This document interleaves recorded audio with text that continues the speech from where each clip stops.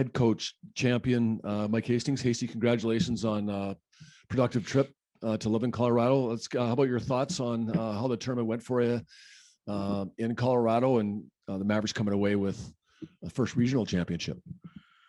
Well, first of all, I'd like to thank the people in Loveland that hosted the regional, Denver University, and all the people that worked there, because it was, and not just because we had success there, just the professionalism and the setup in Loveland.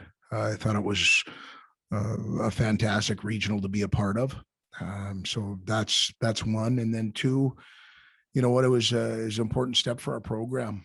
Obviously, we hadn't won an NCAA game, and to be able to find a way after putting ourselves in the spot that we put in, and that's not taking anything away from Quinnipiac, because they came out and jumped on us early, to find a way to get back and get our first win, and then put together the game that we put together on Sunday to give us the opportunity to be in the Frozen Four.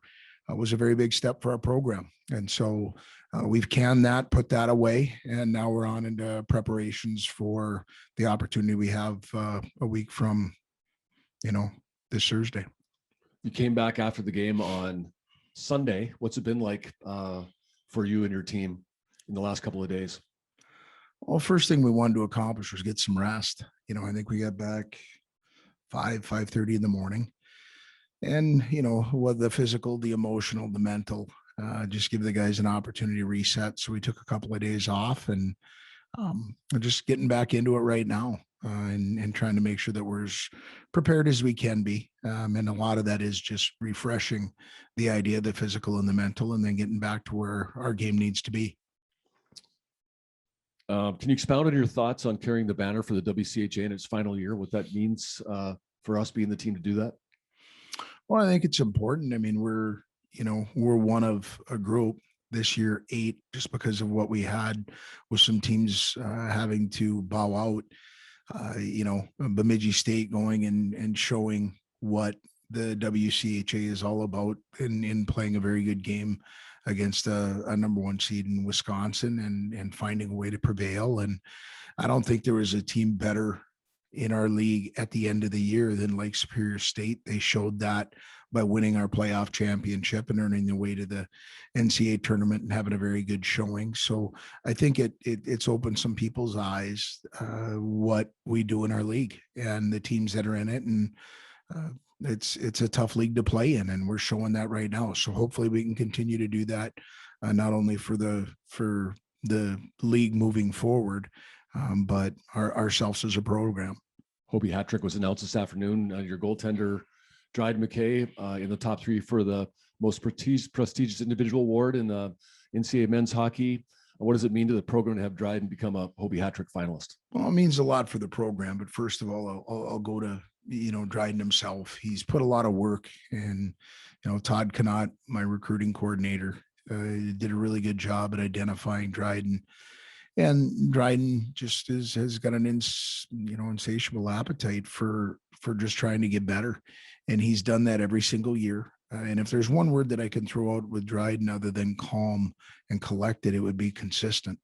He's been consistent from the time that he got in here.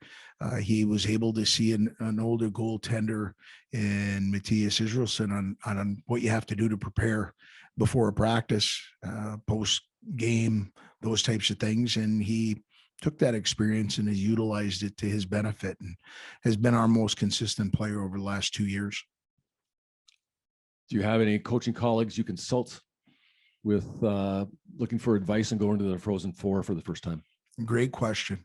Yeah, I have. I've reached out to a few friends, whether it's Tommy Saratori, Bobby Daniels at Ferris State, Mike Schaefer at Cornell, different guys that have been through this before, Scott Sandelin at Duluth.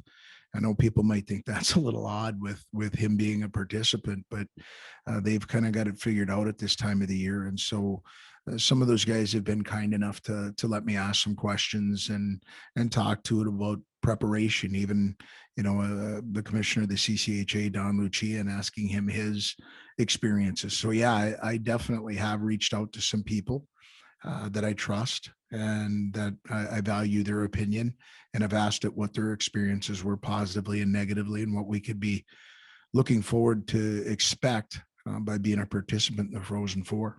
Any estimate on the number of former Mavericks you've heard from since Sunday night who were so instrumental in building the foundation of the program? Congratulating you and the team on breaking through to the Final Four. Frozen Four, sorry. Yeah, I can't give you the exact number, but it's been plentiful, which I think is fantastic. You know, I had a moment to reflect after game on Saturday. Went back up to my room, trying to get into preparation mode a little bit for Minnesota, and just reflected on the young men that were here a year ago. You know, Mark Michaelis and Connor Mackey and Nick Rivera and Charlie Gerard and Josh French and that group, and just reflected on they didn't have an opportunity to get to finish the job that they were planning on trying to finish while they were here because of the pandemic, and thought about them quite a bit. And then, you know, we're just reflected on the people that helped build this place brick by brick, you know, Donnie Brose and Troy Judding and all the other back to the 80 national championship team to guys that I've had an opportunity to coach. So it's been great, but you know, I know what their expectations are. Their expectations are not just to get there, but make sure we have some success while we're there. Fans have been through some heartbreak in recent years. How happy does it make you that they can get to experience this particular run? Incredibly happy because they've been there since day one. I remember going through, I think it was the supermarket here. I was getting some groceries my first year here, and I remember going through checking out in the line, and I had two people, one at the front of the line, and then after I'd bagged my own groceries, the idea of one question, and they just said, "Hey, Coach, when are the Gophers coming to town?" And I remember getting in my vehicle and thinking about that and wanting to have an opportunity to change the perspective of the program and be a part of that and have it be that, you know, the fans in the area were here to come and watch our team. And with a lot of heavy lifting by a lot of different people, I believe we've gotten there. And the rink that we play in right now has become a very difficult place to play pre-pandemic and hopefully post-pandemic because of the pride that the community, the university, our student athletes, surrounding areas have come in to watch our team play. So looking forward to that opportunity down the road. Is there a moment or two, either during the season or in the lead up to the season where you came away thinking that the team you had was capable of reaching this point? You want to have that feeling in November, but it doesn't seem like that ever happens. You know, and I was just talking to Ty from Bowling Green a couple hours ago, and we're just talking about the journey at where we started, where we're at. You know, we lose to Northern Michigan in the semifinals here in our own building. I wasn't thinking that we were going to be going to the Frozen Four. We're just trying to pick the pieces up and get back to our game. And as you saw, even in the weekend in Loveland, it took us a little while to get there. Quinnipiac and jumped on us right away, and we had to play from behind. And I thought as the game went on, we found our identity a little bit. And after winning the first game, I thought we put together a really good game on Sunday. And so I can't say that was something that had put into your head at a specific time during the year, but I will say this, you know, we've had very good goaltending throughout the last season. We've had great leadership with our leadership group. Our young guys are starting to hit their stride at a really important time for us. And I thought they showed that in the regional. So we're just kind of a day-to-day type team, and that's the way we're going to keep it. Lead the country in upperclassmen, the Frozen Four in upperclassmen, I should say. The opposite of one and done. Care to comment on a couple of seniors, Reggie Lutz and Jake Jaremko, and their contribution over the past 4 years? Wow. Hey, you know, there are two guys that you enjoy seeing, whether it's in the weight room, walking through the door, coming into the facility, in the locker room. They're wee guys. They always have been. Was able to watch their career, not only in high school where they played with each other on the same team in Elk River. And I'm sure Elk River is very proud of what they really embody as young men and hockey players, and then see what they did in junior hockey, winning a national championship in Chicago, and then really what they've done here. They're two guys that have been instrumental in raising our program to where it's at today, just because of what they've done on the ice, off the ice, in the classroom. Really speaking for their families and speaking for us as being a part of the Mav family. They've helped elevate where we are at today from where we started when they first got here. Obviously, having all 5 Minnesota teams in the tournament and 3 in the Frozen Four is a big story we've been talking about. But does it make it easier or harder to know that you'll be playing a program in St. Cloud State that you know so well, and that Minnesota Duluth is a potential opponent in the final? That is to say, is it easier to prepare for a program you know well or one you don't know as well? You know what I'm going to tell you? We've got a little familiarity with St. Cloud, and I can say this just as a hockey fan, let alone a hockey coach that's in my position. Because the pandemic's been so crazy, I had an opportunity to watch a lot of the NCHC when they were playing in the bubble. Had a lot of opportunity to watch the Big Ten because they were on TV as much as they were during this pandemic. So have been able to watch more college hockey than I have at any other time. And yeah, we've got an idea of what's going on in St. Cloud and what they're doing. But, you know, at the end of the day, we've tried to focus, whether it's now November, you know, a month ago, on really what we're doing and our preparation. And we're going to stay true to what we are that way. Make sure that we give the guys information that they need, that they're looking for on some tendencies with St. Cloud. But at the end of the day, we've got to go out and play our game. What kind of buy-in and backing have you gotten from the school over the past several years to help make your vision for the program into a reality? Unquestionable. There every time. And again, from top to bottom, President Davenport and Rick Straka, Kevin Beisman, the entire athletic department, the community, the city of Mankato, because we play in a building that's owned by them. There's a lot of people that have helped this get to where it's at right now. And, you know, our goal is to continue. We want to keep pushing. We want to make sure that we're taking another step when we have the opportunities that we have. And you only do that with a lot of people pulling in the right direction. And so the commitment by the university, the city, the community to help support us has been unwavering, and we're going to need that in the future. Was the regional final against Minnesota the most complete game your team has played in your time at MSU? Oh, that's been here for a while now. This is year 9. One of them, definitely. I think that's a great point by whoever posed that question.